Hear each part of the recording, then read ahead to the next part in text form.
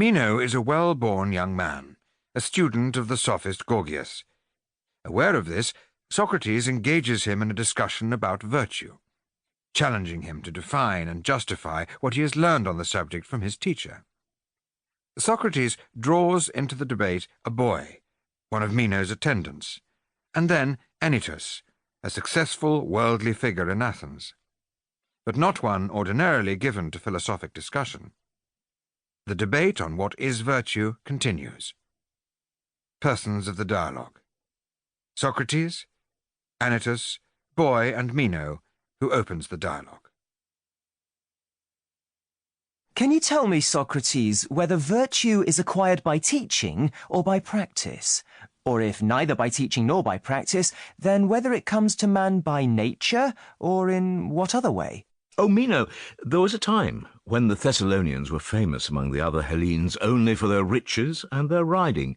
But now, if I am not mistaken, they are equally famous for their wisdom, especially at Larissa, which is the native city of your friend Aristippus. This is Gorgias's doing, for when he came there, the flower of the Eleutadae, among them your admirer Aristippus, and the other chiefs of the Thessalonians, fell in love with his wisdom. And he has taught you the habit of answering questions in a grand and bold style, which becomes those who know, and is the style in which he himself answers all comers. And any Hellene who likes may ask him anything. How different is our lot, my dear Meno. Here at Athens there is a dearth of the commodity, and all wisdom seems to have emigrated from us to you. I'm certain that if you were to ask any Athenian whether virtue was natural or acquired, he would laugh in your face and say, "Stranger, you have far too good an opinion of me if you think that I can answer your question. For I literally do not know what virtue is, and much less whether it is acquired by teaching or not. And I myself, Meno, living as I do in this region of poverty, am as poor as the rest of the world, and I confess with shame that I know literally nothing about virtue. And when I do not know the quid of anything, how can I know the quale? How, if I knew nothing at all of Meno, could I tell if he was fair, or the opposite of fair, rich and noble, or the reverse of rich and noble? Do you think that I could? No, indeed. But are you in earnest, Socrates, in saying that you do not know what virtue is? And am I to carry back this report of you to Thessaly? Not only that, my dear boy, but you may say further that I have never known of anyone else who did, in my judgment. Then you have never met Gorgias when he was at Athens? Yes, I have. And did you not think that he knew? I have not a good memory, Meno, and therefore I cannot now tell what I thought of him at the time. And I dare say that he did know, and that you know what he said. Please, therefore, to remind me of what he said, or if you would rather, tell me your own view, for I suspect that you and he think much alike. Very true. Then, as he is not here, never mind him, and do you tell me. By the gods, Meno, be generous, and tell me what you say that virtue is, for I shall be truly delighted to find that I have been mistaken, and that you and Gorgias do really have this knowledge, although I have been just saying that I never found anybody who had. There will be no difficulty, Socrates, in answering your question. Let us take first the virtue of a man. He should know how to administer the state, and in the administration of it, to benefit his friends and harm his enemies. And he must also be careful not to suffer harm himself. A woman's virtue, if you wish to know about that, may also be easily described. Her duty is to order her house and keep what is indoors and obey her husband. Every age, every condition of life, young or old, male or female, bond or free, has a different virtue. There are virtues numberless, and no lack of definitions of them, for virtue is relative to the actions and ages of each of us, in all that we do. And the same may be said of vice, Socrates. How fortunate I am, Meno. When I ask you for one virtue, you present me with a swarm of them, which are in your keeping. Suppose that I carry on the figure of the swarm, and ask of you, what is the nature of the bee? And you answer that there are many kinds of bees, and I reply, but do bees differ as bees because there are many and different kinds of them, or are they not rather to be distinguished by some other quality, as, for example, beauty, size, or shape? How would you answer me? I should answer that bees do not differ from one another as bees. And if I went on to say, that is what I desire to know, Meno, tell me, what is the quality in which they do not differ, but are all alike? Would you be able to answer?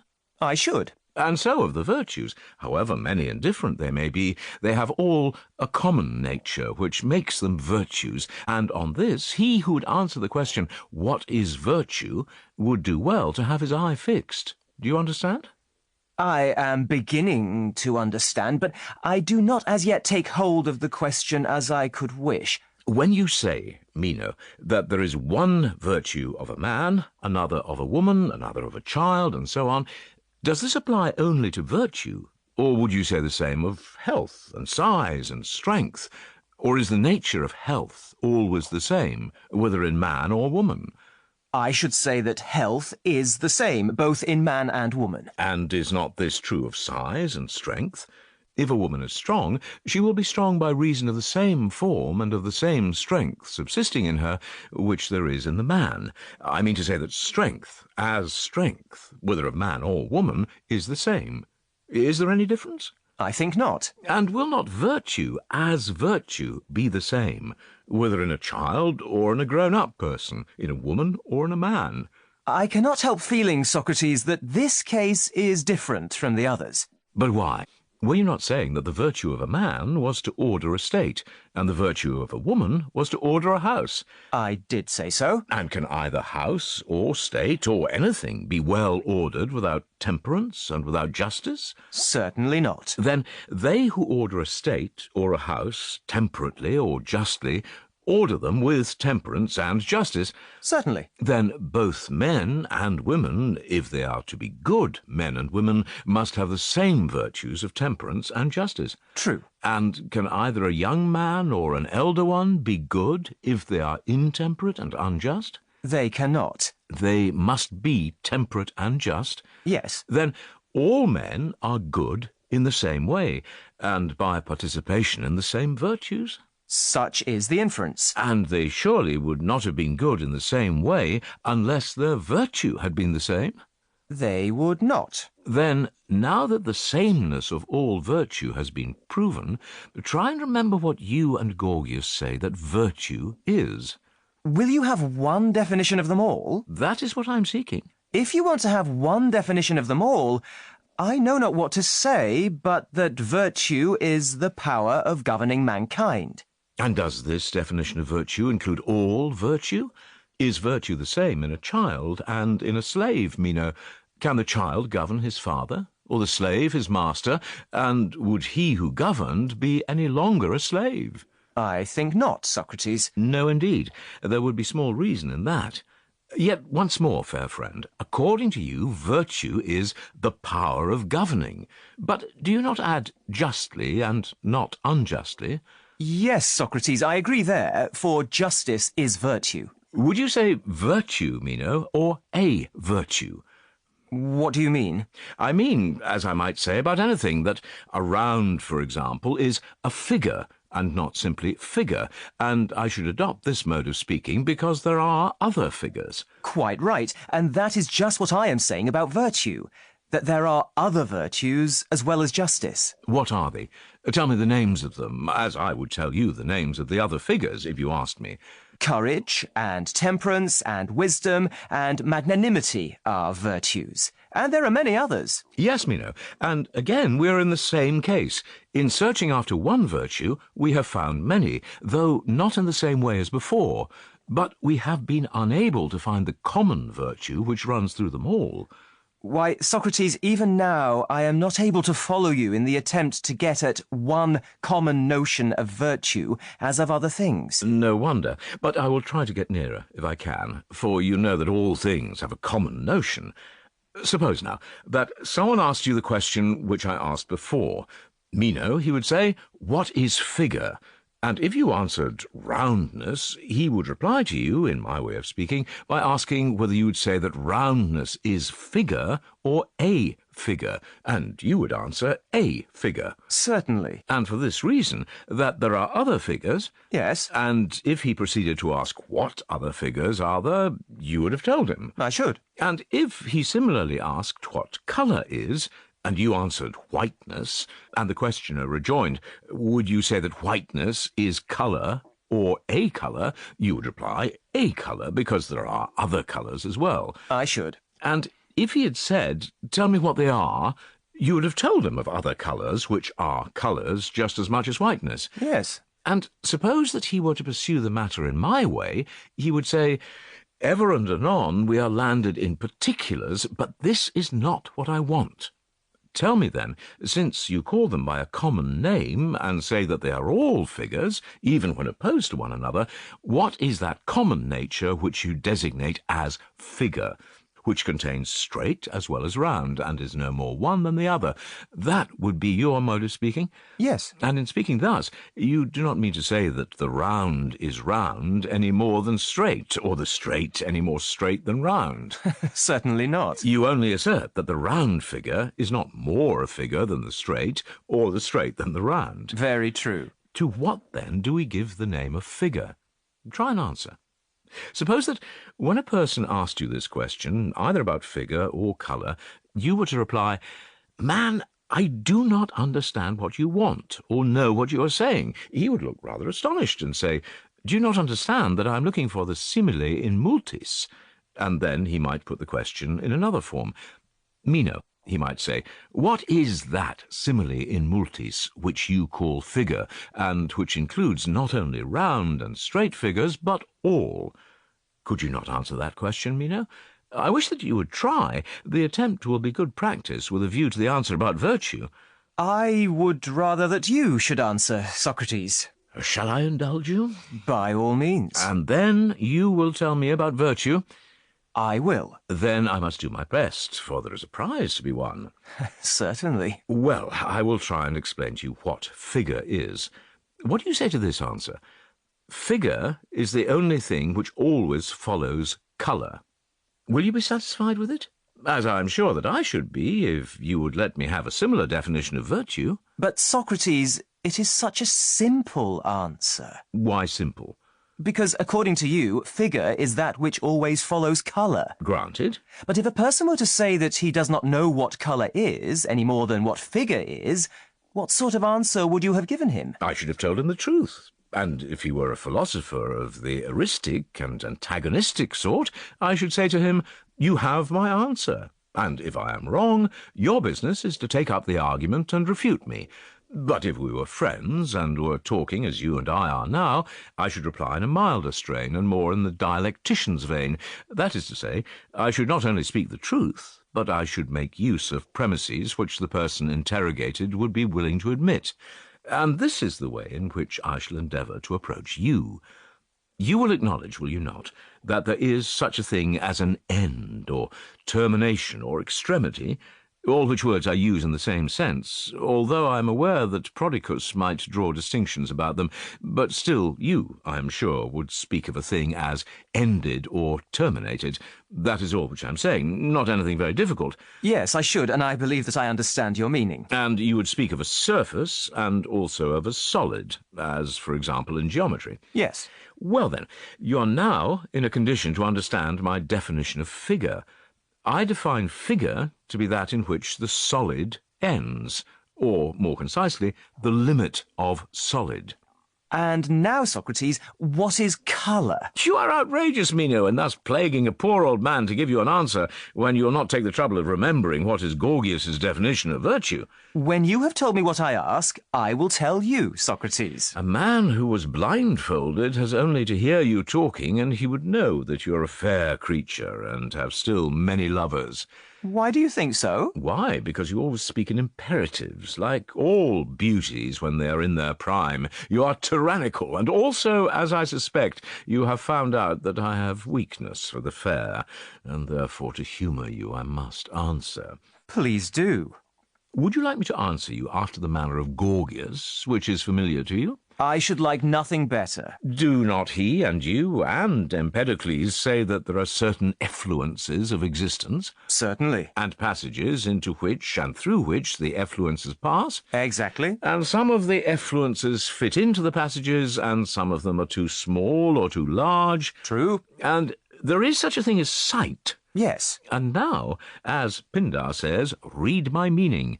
Colour is an effluence of form, commensurate with sight, and palpable to sense. That, Socrates, appears to me to be an admirable answer. Why, yes, because it happens to be one which you have been in the habit of hearing, and your wit will have discovered, I suspect, that you may explain in the same way the nature of sound and smell and of many other similar phenomena. Quite true. The answer, Meno, was in the orthodox, solemn vein, and therefore was more acceptable to you than the other answer about figure. Yes. And yet, O son of Alexidemus, I cannot help thinking that the other was the better, and I am sure that you would be of the same opinion if you would only stay and be initiated, and were not compelled, as you said yesterday, to go away before the mysteries. But I will stay, Socrates, if you will give me many such answers. Well then, for my own sake, as well as for yours, I will do my very best. But I'm afraid that I shall not be able to give you very many as good. And now, in your turn, you are to fulfill your promise, and tell me what virtue is in the universal, and do not make a singular into a plural, as the facetious say of those who break a thing, but deliver virtue to me whole and sound, and not broken into a number of pieces. I have given you the pattern. Well then, Socrates, virtue, as I take it, is when he who desires the honourable is able to provide it for himself. So the poet says, and I say too, virtue is the desire of things honourable and the power of attaining them. And does he who desires the honourable also desire the good? Certainly. Then there are some who desire the evil, and others who desire the good. Do not all men, my dear sir, desire good? I think not. There are some who desire evil. Yes. Do you mean that they think the evils which they desire to be good, or do they know that they are evil and yet desire them? Both, I think. And do you really imagine, Meno, that a man knows evils to be evils and desires them notwithstanding? Certainly I do. And desire is of possession? Yes, of possession. And does he think that the evils will do good to him who possesses them, or does he know that they will do him harm? There are some who think that the evils will do them good, and others who know that they will do them harm. And in your opinion, do those who think that they will do them good know that they are evils? Certainly not. Is it not obvious that those who are ignorant of their nature do not desire them, but they desire what they suppose to be goods, although they are really evils, and if they are mistaken, and suppose the evils to be goods, they really desire goods? Yes, in that case. Well, and do those who, as you say, desire evils, and think that evils are hurtful to the possessor of them, know that they will be hurt by them? They must know it. And must they not suppose that those who are hurt are miserable in proportion to the hurt which is inflicted upon them? How can it be otherwise? But are not the miserable ill-fated? Yes, indeed. And does anyone desire to be miserable and ill-fated? I should say not, Socrates. But if there is no one who desires to be miserable, there is no one, Meno, who desires evil. For what is misery but the desire and possession of evil? That appears to be the truth, Socrates, and I admit that nobody desires evil. And yet, were you not saying just now that virtue is the desire and power of attaining good? Yes, I did say so. But if this be affirmed, then the desire of good is common to all, and one man is no better than another in that respect. True. And if one man is not better than another in desiring good, he must be better in the power of attaining it? Exactly. Then, according to your definition, virtue would appear to be the power of attaining good. I entirely approve, Socrates, of the manner in which you now view this matter. Then let us see whether what you say is true from another point of view, for very likely you may be right. You affirm virtue to be the power of attaining goods, Yes. and the goods which you mean are such as health and wealth and the possession of gold and silver and having office and honour in the state. Those are what you would call goods. Yes, I should include all those. Then, according to Meno, who is the hereditary friend of the great king, virtue is the power of getting silver and gold. And would you add that they must be gained piously, justly, or do you deem this to be of no consequence? And is any mode of acquisition, even if unjust and dishonest, equally to be deemed virtue? Not virtue, Socrates, but vice. Then justice, or temperance, or holiness, or some other part of virtue, as would appear, must accompany the acquisition, and without them the mere acquisition of good will not be virtue. Why, how can there be virtue without these? And the non-acquisition of gold and silver in a dishonest manner for oneself or another, or in other words the want of them, may be equally virtue? True.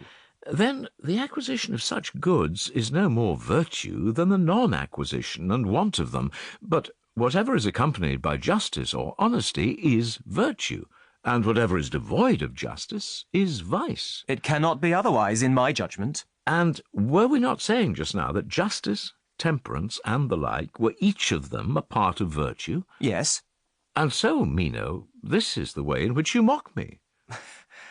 Why do you say that, Socrates? Why? Because I asked you to deliver virtue into my hands, whole and unbroken, and I gave you a pattern according to which you were to frame your answer, and you have forgotten already, and tell me that virtue is the power of attaining good justly or with justice, and justice you acknowledge to be a part of virtue. Yes. Then it follows from your own admissions that virtue is doing what you do with a part of virtue, for justice and the like are said by you to be parts of virtue. What of that? What of that? Why, did not I ask you to tell me the nature of virtue as a whole? And you are very far from telling me this, but declare every action to be a virtue which is done with a part of virtue, as though you had told me, and I must already know the whole of virtue, and this too when frittered away into little pieces. And therefore, my dear Meno, I fear I must begin again and repeat the same question. What is virtue? For otherwise I can only say that every action done with a part of virtue is virtue. What else is the meaning of saying that every action done with justice is virtue? Ought I not to ask the question over again? For can anyone who does not know virtue know a part of virtue? No, I do not say that he can. Do you remember how, in the example of figure, we rejected any answer given in terms which were as yet unexplained or unadmitted? Yes, Socrates, and we were quite right in doing so. But then, my friend, do not suppose that we can explain to anyone the nature of virtue as a whole through some unexplained portion of virtue, or anything at all in that fashion. We should only have to ask over again the old question, what is virtue? Am I not right? I believe that you are. Then begin again and answer me. What, according to you and your friend Gorgias, is the definition of virtue? Oh, Socrates, I used to be told before I knew you that you were always doubting yourself and making others doubt, and now you are casting your spells over me, and I am simply getting bewitched and enchanted, and am at my wits' end. And if I may venture to make a jest upon you, you seem to me, both in your appearance and in your power over others, to be very like the flat torpedo fish, who torpifies those who come near him and touch him, as you have now torpified me, I think. For my soul and my tongue are really torpid, and I do not know how to answer you. And though I have been delivered of an infinite variety of speeches about virtue before now, and to many persons, and very good ones they were, as I thought, at this moment I cannot even say what virtue is. And I think that you are very wise in not voyaging and going away from home, for if you did in other places as you do in Athens, you would be cast into prison as a magician. You are a rogue, Meno, and had all but caught me. What do you mean, Socrates? I can tell why you made a simile about me. Why? In order that I might make another simile about you, for I know that all pretty young gentlemen like to have pretty similes made about them, as well they may, but I shall not return the compliment. As to my being a torpedo, If the torpedo is torpid as well as the cause of torpidity in others, then indeed I am a torpedo, but not otherwise, for I perplex others, not because I am clear, but because I am utterly perplexed myself. And now I know not what virtue is. And you seem to be in the same case, although you did once perhaps know before you touched me. However, I have no objection to join with you in the inquiry. And how will you inquire, Socrates, into that which you do not know? What will you put forth as the subject of inquiry? And if you find what you want, how will you ever know that this is the thing which you did not know? I know, Meno, what you mean. But just see what a tiresome dispute you're introducing. You argue that a man cannot inquire either about that which he knows or about that which he does not know. If he knows, he has no need to inquire, and if not, he cannot, for he does not know the very subject about which he is to inquire. Well, Socrates, and is not the argument sound? I think not. Why not? I will tell you why. I have heard from certain wise men and women who spoke of things divine that— What did they say? They spoke of a glorious truth, as I conceive. What was it? And who were they? Some of them were priests and priestesses who had studied how they might be able to give a reason of their profession. There have been poets also who spoke of these things by inspiration, like Pindar, and many others who were inspired. And they say, mark now and see whether their words are true, they say that the soul of man is immortal, and at one time has an end, which is termed dying, and at another time is born again, but is never destroyed. And the moral is that a man ought to live always in perfect holiness. For in the 9th year Persephone sends the souls of those from whom she has received the penalty of ancient crime back again from beneath into the light of the sun above. And these are they who become noble kings and mighty men and great in wisdom, and are called saintly heroes in after ages. The soul, then, as being immortal, and having been born again many times, and having seen all things that exist, whether in this world or in the world below, has knowledge of them all. And it is no wonder that she should be able to call to remembrance all that she ever knew about virtue and about everything, for as all nature is akin, and the soul has learned all things, there is no difficulty in her eliciting, or as men say learning, out of a single recollection all the rest, if a man is strenuous and does not faint. For all inquiry and all learning is but recollection.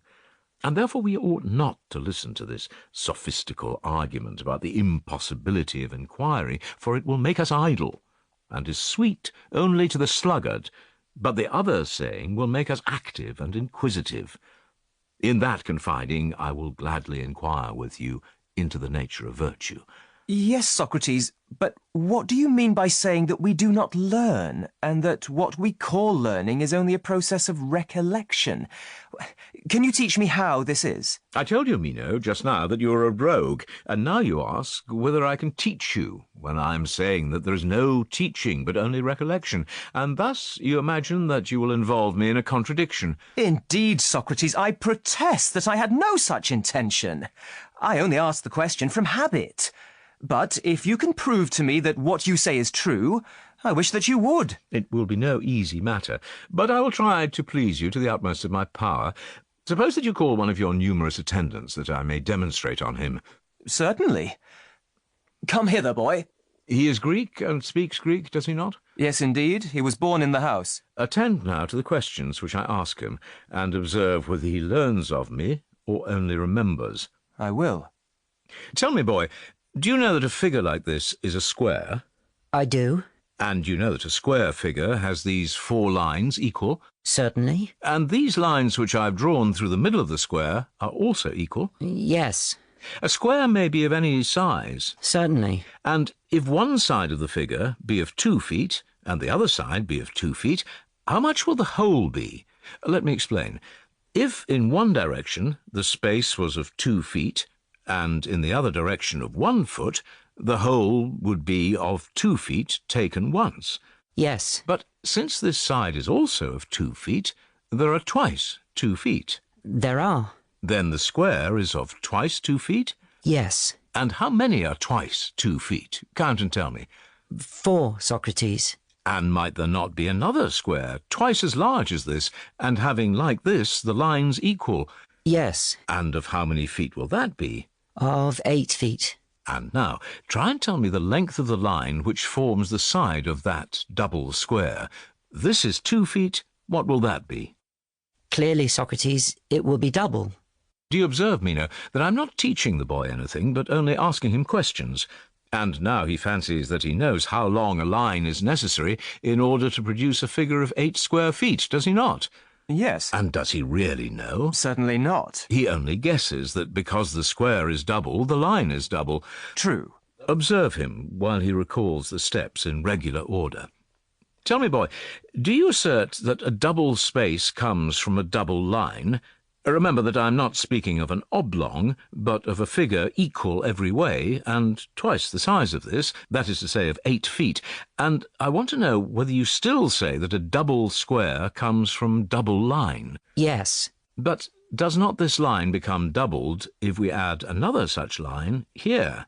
Certainly. And 4 such lines will make a space containing 8 feet? Yes. Let us describe such a figure. Would you not say that this is the figure of 8 feet? And are there not these 4 divisions in the figure, each of which is equal to the figure of 4 feet? True. And is not that 4 times 4? Certainly. And 4 times is not double. No, indeed. But how much? 4 times as much. Therefore, the double line boy has given a space not twice, but 4 times as much. True. 4 times 4 are 16, are they not? Yes. What line would give you a space of 8 feet, as this gives one of 16 feet? Do you see? Yes. And the space of 4 feet is made from this half line? Good. And is not a space of 8 feet twice the size of this and half the size of the other? Certainly. Such a space, then, will be made out of a line greater than this one and less than that one.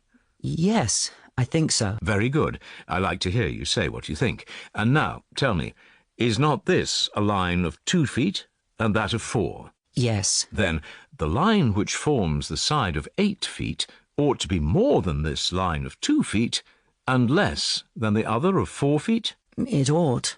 Try and see if you can tell me how much it will be. 3 feet. Then, if we add a half to this line of 2, that will be the line of 3. Here are 2, and there is 1. And on the other side, here are 2 also, and there is 1. And that makes the figure of which you speak? Yes. But if there are 3 feet this way, and 3 feet that way, the whole space will be 3 times 3 feet? That is evident. And how much are 3 times 3 feet? 9. And how much is the double of 4? 8. Then the figure of 8 is not made out of a line of 3. No. But from what line? Tell me exactly. And if you would rather not reckon, try and show me the line. Indeed, Socrates, I do not know. Do you see, Meno, what advances he has made in his power of recollection? He did not know at first, and he does not know now, what is the side of a figure of 8 feet. But then he thought that he knew, and answered confidently as if he knew, and had no difficulty. Now he has a difficulty, and neither knows nor fancies that he knows. True. Is he not better off in knowing his ignorance?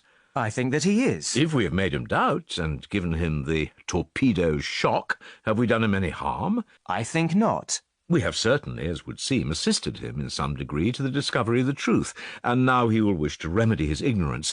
But then he would have been ready to tell all the world again and again that the double space should have a double side. True. But do you suppose that he would ever have inquired into or learned what he fancied that he knew, though he was really ignorant of it, until he had fallen into perplexity under the idea that he did not know and had desired to know? I think not, Socrates. Then he was the better for the torpedo's touch. I think so. Mark now the farther development. I shall only ask him, and not teach him, and he shall share the inquiry with me. And do you watch, and see if you find me telling or explaining anything to him instead of eliciting his opinion. Tell me, boy, is not this a square of 4 feet which I've drawn? Yes. And now I add another square equal to the former one, Yes. and a third which is equal to either of them. Yes. Suppose that we fill up the vacant corner. Very good. Here, then, there are 4 equal spaces. Yes. And how many times larger is this space than this other? 4 times. But it ought to have been twice only, as you will remember. True. And does not this line, reaching from corner to corner, bisect each of these spaces? Yes. And are there not here 4 equal lines which contain this space? There are. Look and see how much this space is. I do not understand. Has not each interior line cut off half of the 4 spaces? Yes. And how many spaces are there in this section? 4. And how many in this? 2. And 4 is how many times 2? Twice. And this space is of how many feet? Of 8 feet. And from what line do you get this figure? From this. That is, from the line which extends from corner to corner of the figure of 4 feet. Yes. And that is the line which the learned call the diagonal. And if this is the proper name, then you, Meno's slave, are prepared to affirm that the double space is the square of the diagonal? Certainly, Socrates. What do you say of him, Meno? Were not all these answers given out of his own head? Yes, they were all his own. And yet, as we were just now saying, he did not know. True. But still he had in him those notions of his, had he not? Yes, Then he who does not know may still have true notions of that which he does not know. he has. And at present these notions have been stirred up in him as in a dream. But if he were frequently asked the same questions in different forms, he would know as well as anyone at last. I dare say. Without anyone teaching him, he will recover his knowledge for himself if he is only asked questions. Yes, And this spontaneous recovery of knowledge in him is recollection. true. And this knowledge which he now has, must he not either have acquired or always possessed? Yes, But if he always possessed this knowledge, he would always have known. Or if he has acquired the knowledge, he could not have acquired it in this life, unless he has been taught geometry, for he may be made to do the same with all geometry and every other branch of knowledge. Now, has anyone ever taught him all this? You must know about him, if, as you say, he was born and bred in your house. and I am certain that no one ever did teach him. And yet he has the knowledge. The fact, Socrates, is undeniable. But if he did not acquire the knowledge in this life, then he must have had and learned it at some other time, Clearly he must. which must have been the time when he was not a man. Yes, And if there have been always true thoughts in him, both at the time when he was and was not a man, which only need to be awakened into knowledge by putting questions to him, his soul must have always possessed this knowledge, for he always either was or was not a man. obviously. And if the truth of all things always existed in the soul, then the soul is immortal. Wherefore be of good cheer, and try to recollect what you do not know, or rather, what you do not remember. I feel, somehow, that I like what you are saying. And I, Meno, like what I am saying. Some things I have said, of which I am not altogether confident, but that we shall be better and braver and less helpless if we think that we ought to inquire than we should have been if we indulged in the idle fancy that there was no knowing and no use in seeking to know what we do not know. That is a theme upon which I am ready to fight, in word and deed, to the utmost of my power. There again, Socrates, your words seem to me excellent. Then, as we are agreed that a man should inquire about that which he does not know, shall you and I make an effort to inquire together into the nature of virtue? By all means, Socrates. And yet I would much rather return to my original question, whether, in seeking to acquire virtue, we should regard it as a thing to be taught, or as a gift of nature, or as coming to men in some other way. Had I the command of you as well as of myself, Meno, I would not have inquired whether virtue is given by instruction or not, until we had first ascertained what it is. But as you think only of controlling me, who am your slave, and never of controlling yourself, such being your notion of freedom, I must yield to you, for you are irresistible. and therefore I have now to inquire into the qualities of a thing of which I do not as yet know the nature. At any rate, will you condescend a little, and allow the question whether virtue is given by instruction or in any other way to be argued upon hypothesis? As the geometrician, when he is asked whether a certain triangle is capable of being inscribed in a certain circle, will reply, I cannot tell you as yet, but I will offer a hypothesis which may assist us in forming a conclusion. If the figure be such that when you have produced a given side of it, the given area of the triangle falls short by an area corresponding to the part produced, then one consequence follows. And if this is impossible, then some other, and therefore I wish to assume a hypothesis before I tell you whether this triangle is capable of being inscribed in the circle. That is a geometrical hypothesis. And we, too, as we know not the nature and qualities of virtue, must ask whether virtue is or is not taught under a hypothesis, as thus, if virtue is of such a class of mental goods, will it be taught or not? Let the first hypothesis be that virtue is or is not knowledge. In that case, will it be taught or not? Or, as we were just now saying, remembered? For there is no use in disputing about the name, but is virtue taught or not? Or rather, does not everyone see that knowledge alone is taught? I agree. Then, if virtue is knowledge, virtue will be taught? Certainly. Then, now we have made a quick end of this question. If virtue is of such a nature, it will be taught, and if not, not? Certainly. The next question is whether virtue is knowledge or of another species. Yes, that appears to be the question which comes next in order. Do we not say that virtue is a good? This is a hypothesis which is not set aside. Certainly. Now, if there be any sort of good which is distinct from knowledge, virtue may be that good. But if knowledge embraces all good, then we shall be right in thinking that virtue is knowledge. True. And virtue makes us good. Yes. And if we are good, then we are profitable, for all good things are profitable. Yes. Then virtue is profitable. That is the only inference. Then now let us see what are the things which severally profit us. Health and strength and beauty and wealth, these, and the like of these, we call profitable. True. And yet these things may also do us harm. Would you not think so? Yes. And what is the guiding principle which makes them profitable, or the reverse? Are they not profitable when they are rightly used, and hurtful when they are not rightly used? Certainly.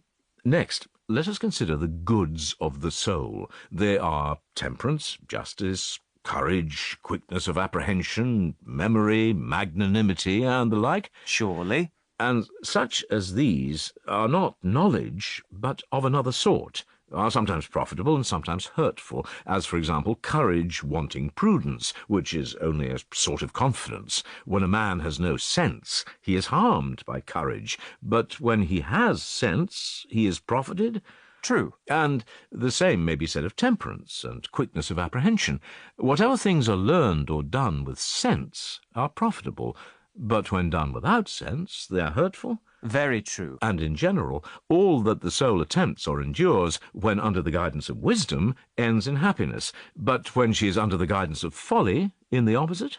That appears to be true. If, then, virtue is a quality of the soul, and is admitted to be profitable, it must be wisdom or prudence, since none of the things of the soul are either profitable or hurtful in themselves, but they are all made profitable or hurtful by the addition of wisdom or of folly, and therefore, if virtue is profitable, virtue must be a sort of wisdom or prudence. I quite agree. And the other goods, such as wealth and the like, of which we were just now saying that they are sometimes good and sometimes evil, do not they also become profitable or hurtful accordingly as the soul guides and uses them rightly or wrongly? Just as the things of the soul herself are benefited when under the guidance of wisdom and harmed by folly. True. And the wise soul guides them rightly and the foolish soul wrongly. Yes. And is not this universally true of human nature? All other things hang upon the soul, and the things of the soul herself hang upon wisdom if they are to be good. And so wisdom is inferred to be that which profits, and virtue, as we say, is profitable. Certainly. And thus we arrive at the conclusion that virtue is either wholly or partly wisdom. I think that what you are saying, Socrates, is very true. But if this is true, then the good are not by nature good.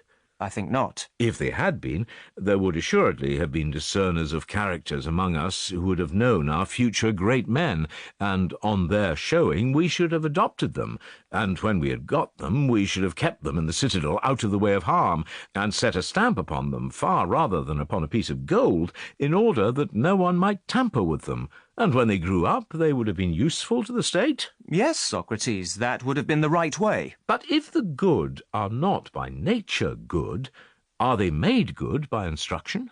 There appears to be no other alternative, Socrates. On the supposition that virtue is knowledge, there can be no doubt that virtue is taught. Yes, indeed. But what if the supposition is erroneous? I certainly thought just now that we were right. Yes, Meno, but a principle which has any soundness should stand firm not only just now, but always. Well, and why are you so slow of heart to believe that knowledge is virtue? I will try and tell you why, Meno. I do not retract the assertion that if virtue is knowledge, it may be taught, but I fear that I have some reason in doubting whether virtue is knowledge.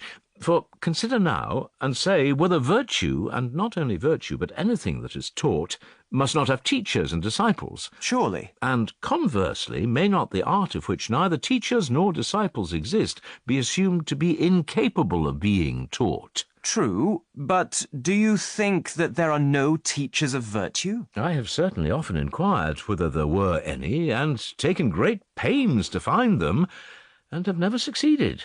And many have assisted me in the search, and they were the persons whom I thought the most likely to know.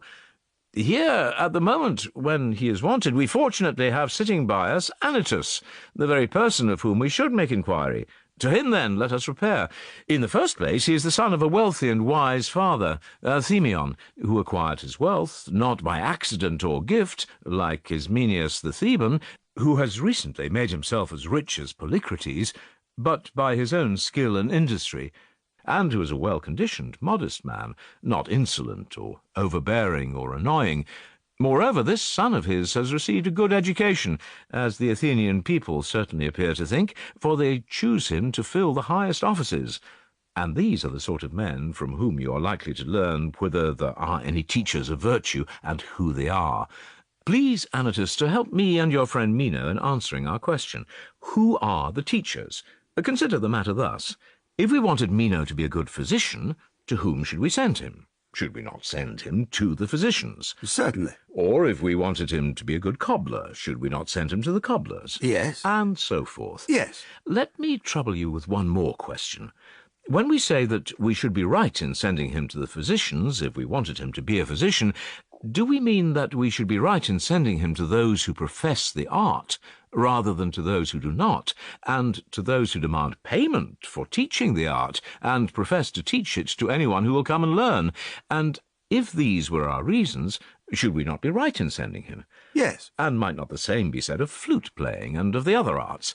Would a man who wanted to make another a flute-player refuse to send him to those who profess to teach the art for money, and be plaguing other persons to give him instruction who are not professed teachers, and who never had a single disciple in that branch of knowledge which he wishes him to acquire? Would not such conduct be the height of folly? Yes, by Zeus, and of ignorance, too. Very good. And now you are in a position to advise with me about my friend Meno. He has been telling me, Anytus, that he desires to attain that kind of wisdom and virtue by which men order the state or the house, and honour their parents, and know when to receive and when to send away citizens and strangers, as a good man should. Now, to whom should he go in order that he may learn this virtue? Does not the previous argument imply clearly that we should send him to those who profess and avouch that they are the common teachers of all Hellas, and are ready to impart instruction to anyone who likes, at a fixed price? Whom do you mean, Socrates? You surely know, do you not, Anytus, that these are the people whom mankind calls sophists? By Heracles, Socrates, forbear. I only hope that no friend or kinsman or acquaintance of mine, whether citizen or stranger, will ever be so mad as to allow himself to be corrupted by them, for they are a manifest pest and corrupting influence to those who have to do with them. What, Anytus? Of all the people who profess that they know how to do men good, do you mean to say that these are the only ones who not only do them no good, but positively corrupt those who are entrusted to them, and in return for this disservice have the face to demand money? Indeed, I cannot believe you, for I know of a single man, Protagoras, who made more out of his craft than the illustrious Phidias, who created such noble works, or any 10 other statuaries. How could that be? A mender of old shoes, or patcher-up of clothes, who made the shoes or clothes worse than he received them, could not have remained 30 days undetected, and would very soon have starved, whereas during more than 40 years Protagoras was corrupting all Hellas, and sending his disciples from him worse than he received them, and he was never found out. For, if I am not mistaken, he was about 70 years old at his death, 40 of which were spent in the practice of his profession, and during all that time he had a good reputation, which to this day he retains, and not only Protagoras, but many others are well spoken of, some who lived before him, and others who are still living. Now, when you say that they deceived and corrupted the youth, are they to be supposed to have corrupted them consciously or unconsciously? Can those who are deemed by many to be the wisest men of Hellas have been out of their minds? Out of their minds? No, Socrates. The young men who gave their money to them were out of their minds, and their relations and guardians who entrusted their youth to the care of these men were still more out of their minds, and most of all, the cities who allowed them to come in and did not drive them out, citizen and stranger alike. Has any of the sophists wronged you, Anytus? What makes you so angry with them? No, indeed. Neither I nor any of my belongings has ever had, nor would I suffer them to have, anything to do with them. Then you're entirely unacquainted with them. And I have no wish to be acquainted. Then, my dear friend, how can you know whether a thing is good or bad, of which you are wholly ignorant? Quite well. I am sure that I know what manner of men these are, whether I am acquainted with them or not. You must be a diviner, Anytus, for I really cannot make out, judging from your own words, how, if you are not acquainted with them, you know about them. But I am not inquiring of you who are the teachers who will corrupt Meno. Let them be, if you please, the sophists. I only ask you to tell him who there is in this great city who will teach him how to become eminent in the virtues which I was just now describing. He is the friend of your family, and you will oblige him. Why do you not tell him yourself? I have told him whom I suppose to be the teachers of these things, but I learn from you that I am utterly at fault. And I dare say that you are right. And now I wish that you, on your part, would tell me to whom among the Athenians he should go. Whom would you name? Why single out individuals? Any Athenian gentleman, taken at random, if he will mind him, will do far more good to him than the sophists. And did these gentlemen grow of themselves, without having been taught by anyone? Were they nevertheless able to teach others that which they had never learned themselves? I imagine that they learned of the previous generation of gentlemen. Have there not been many good men in this city? Yes, certainly, Anytus, and many good statesmen also. There always have been, and there are still, in the city of Athens. But the question is whether they were also good teachers of their own virtue. Not whether there are, or have been, good men in this part of the world, but whether virtue can be taught is the question which we have been discussing. Now, do we mean to say that the good men of our own and of other times knew how to impart to others that virtue which they had themselves, or is virtue a thing incapable of being communicated or imparted by one man to another? That is the question which I and Meno have been arguing. Look at the matter in your own way. Would you not admit that Themistocles was a good man? Certainly. No man better. And must not he then have been a good teacher, if any man ever was a good teacher of his own virtue? Yes, certainly, if he wanted to be so. But would he not have wanted? He would, at any rate, have desired to make his own son a good man and a gentleman. He could not have been jealous of him, or have intentionally abstained from imparting to him his own virtue.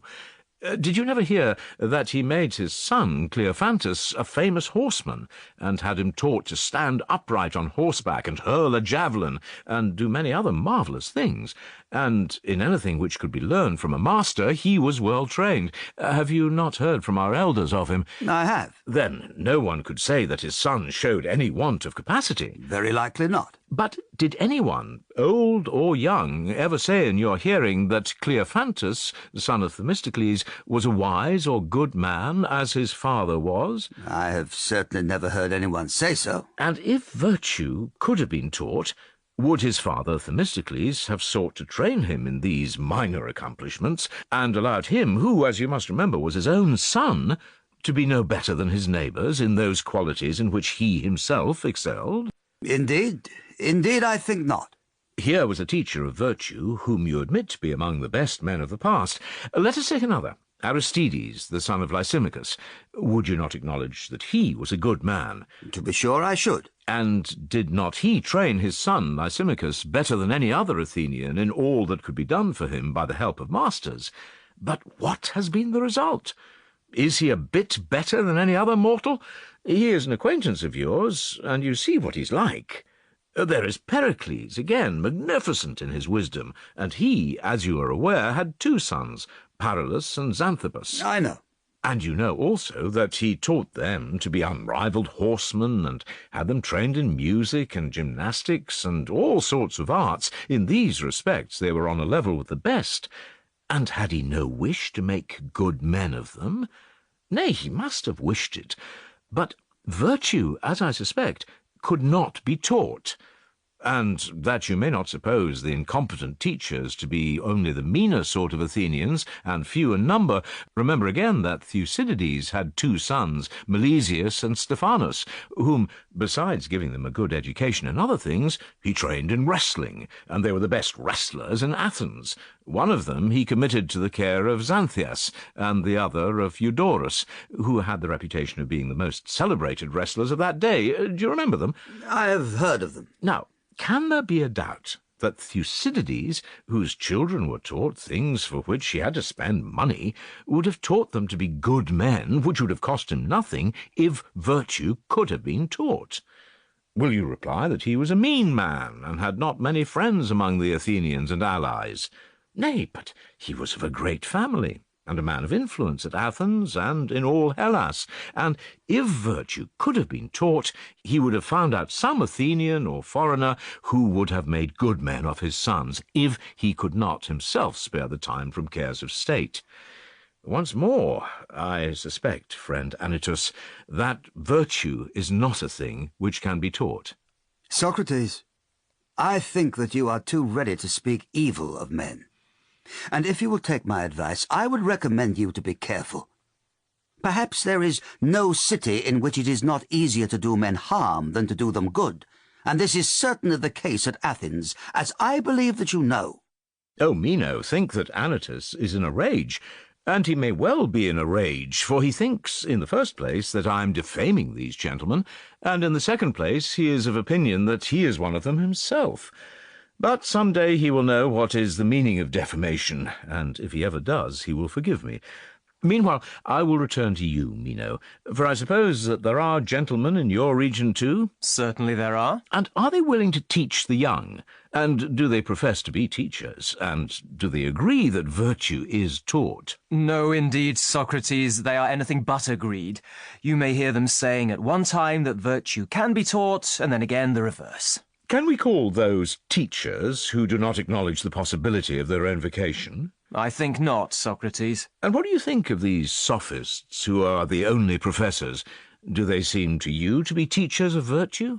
I often wonder, Socrates, that Gorgias is never heard promising to teach virtue, and when he hears others promising, he only laughs at them, but he thinks that men should be taught to speak. Then do you not think that the sophists are teachers? I cannot tell you, Socrates. Like the rest of the world, I am in doubt, and sometimes I think that they are teachers and sometimes not. And are you aware that not you only and other politicians have doubts whether virtue can be taught or not, but that Theonis, the poet, says the very same thing? Where does he say so? In these elegiac verses, Eat and drink and sit with the mighty, and make yourself agreeable to them. For from the good you will learn what is good, but if you mix with the bad, you will lose the intelligence which you already have. Do you observe that here he seems to imply that virtue can be taught? Clearly. But in some other verses he shifts about and says, if understanding could be created and put into a man, then they who are able to perform this feat would have obtained great rewards. And again, never would a bad son have sprung from a good sire, for he would have heard the voice of instruction. But not by teaching will you ever make a bad man into a good one. And this, as you may remark, is a contradiction of the other. Clearly. And is there anything else of which the professors are affirmed not only to be teachers of others, but to be ignorant themselves, and bad at the knowledge of that which they are professing to teach? Or is there anything about which even the acknowledged gentlemen are sometimes saying that this thing can be taught, and sometimes the opposite? Can you say that they are teachers in any true sense whose ideas are in such confusion? I should say certainly not. But if neither the sophists nor the gentlemen are teachers, clearly there can be no other teachers. No. And if there are no teachers, neither are there disciples. Agreed. And we have admitted that a thing cannot be taught of which there are neither teachers nor disciples. We have. And there are no teachers of virtue to be found anywhere? There are not. And if there are no teachers, neither are there scholars. That, I think, is true. Then virtue cannot be taught. Not if we are right in our view. But I cannot believe, Socrates, that there are no good men. And if there are, how did they come into existence? I'm afraid, Meno, that you and I are not good for much, and that Gorgias has been as poor an educator of you as Prodicus has been of me. Certainly we shall have to look to ourselves, and try to find someone who will help in some way or other to improve us. This I say because I observe that in the previous discussion none of us remarked that right and good action is possible to man under other guidance than that of knowledge.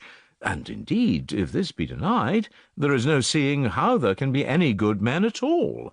How do you mean, Socrates? I mean that good men are necessarily useful or profitable. Were we not right in admitting this? It must be so. Yes. And in supposing that they will be useful only if they are true guides to us of action, there we were also right. Yes. But when we said that a man cannot be a good guide unless he have knowledge, this we were wrong. What do you mean by the word right? I will explain. If a man knew the way to Larissa or anywhere else, and went to the place and led others thither, would he not be a right and good guide? Certainly. And a person who had a right opinion about the way, but had never been and did not know, might be a good guide also, might he not? Certainly. And while he has true opinion about that which the other knows, he will be just as good a guide if he thinks the truth, as he who knows the truth. Exactly. Then true opinion is as good a guide to correct action as knowledge. And that was the point which we omitted in our speculation about the nature of virtue, when we said that knowledge only is the guide of right action, whereas there is also right opinion. True. Then right opinion is not less useful than knowledge. The difference, Socrates, is only that he who has knowledge will always be right, but he who has right opinion will sometimes be right and sometimes not. What do you mean? Can he be wrong who has right opinion, so long as he has right opinion? I admit the cogency of your argument, and therefore, Socrates, I wonder that knowledge should be preferred to right opinion, or why they should ever differ. And shall I explain this wonder to you? Do tell me. You would not wonder if you had ever observed the images of Daedalus, but perhaps you have not got them in your country. What have they to do with the question? Because they require to be fastened in order to keep them, and if they are not fastened, they will play truant and run away. Well, what of that? I mean to say that they are not very valuable possessions if they are at liberty, for they will walk off like runaway slaves. But when fastened, they are of great value, for they are really beautiful works of art. Now, this is an illustration of the nature of true opinions. While they abide with us, they are beautiful and fruitful, but they run away out of the human soul and do not remain long, and therefore they are not of much value until they are fastened by the tie of the cause. And this fastening of them, friend Meno, is recollection, as you and I have agreed to call it. But when they are bound, in the first place they have the nature of knowledge, and in the second place they are abiding. And this is why knowledge is more honourable and excellent than true opinion, because fastened by a chain. What you are saying, Socrates, seems to be very like the truth. I too speak rather in ignorance. I only conjecture. And yet that knowledge differs from true opinion is no matter of conjecture with me. There are not many things which I profess to know, but this is most certainly one of them. Yes, Socrates, and you are quite right in saying so. And am I not also right in saying that true opinion leading the way perfects action quite as well as knowledge? There again, Socrates, I think you are right. Then right opinion is not a whit inferior to knowledge, or less useful in action, nor is the man who has right opinion inferior to him who has knowledge. True. And surely the good man has been acknowledged by us to be useful. Yes. Seeing, then, that men become good and useful to states, not only because they have knowledge, but because they have right opinion, and that neither knowledge nor right opinion is given to man by nature, or acquired by him, do you imagine either of them to be given by nature? Not I. Then, if they are not given by nature, neither are the good by nature good. Certainly not. And nature being excluded, then came the question whether virtue is acquired by teaching. Yes. If virtue was wisdom or knowledge, then, as we thought, it was taught. Yes. And if it was taught, it was wisdom. Certainly. And if there were teachers, it might be taught. And if there were no teachers, not. True. But surely we acknowledged that there were no teachers of virtue. Yes. Then we acknowledged that it was not taught and was not wisdom. Certainly. And yet we admitted that it was a good. Yes. And the right guide is useful and good. And the only right guides are knowledge and true opinion. These are the guides of man.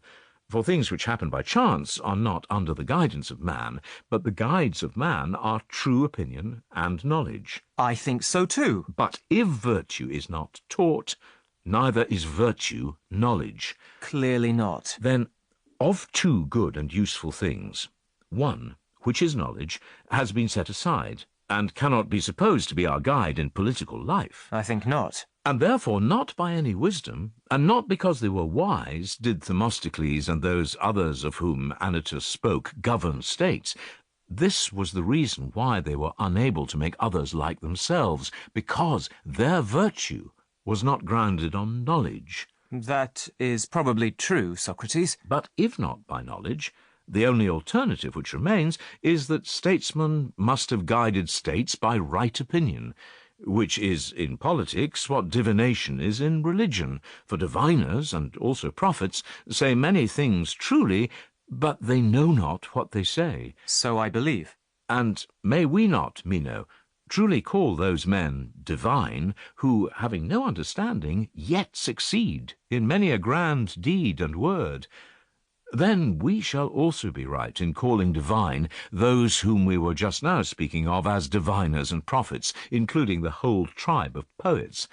Yes, and statesmen above all may be said to be divine and illumined, being inspired and possessed of God, in which condition they say many grand things, not knowing what they say.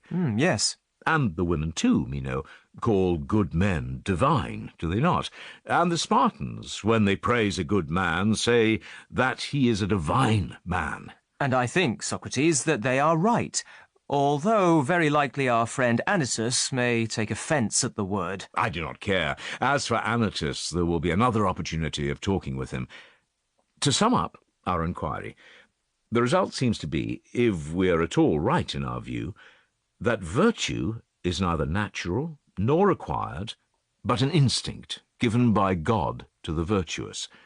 Nor is the instinct accompanied by reason, unless there may be supposed to be among statesmen someone who is capable of educating statesmen. And if there be such an one, he may be said to be among the living what Homer says that Tiresias was among the dead. He alone has understanding, but the rest are flitting shades. And he, and his virtue in like manner, will be a reality among shadows. That is excellent, Socrates. Then, Meno, the conclusion is that virtue comes to the virtuous by the gift of God. But we shall never know the certain truth until, before asking how virtue is given, we inquire into the actual nature of virtue. I fear that I must go away. But do you, now that you are persuaded yourself, persuade our friend Anytus, and do not let him be so exasperated. If you can conciliate him, you will have done good service to the Athenian people.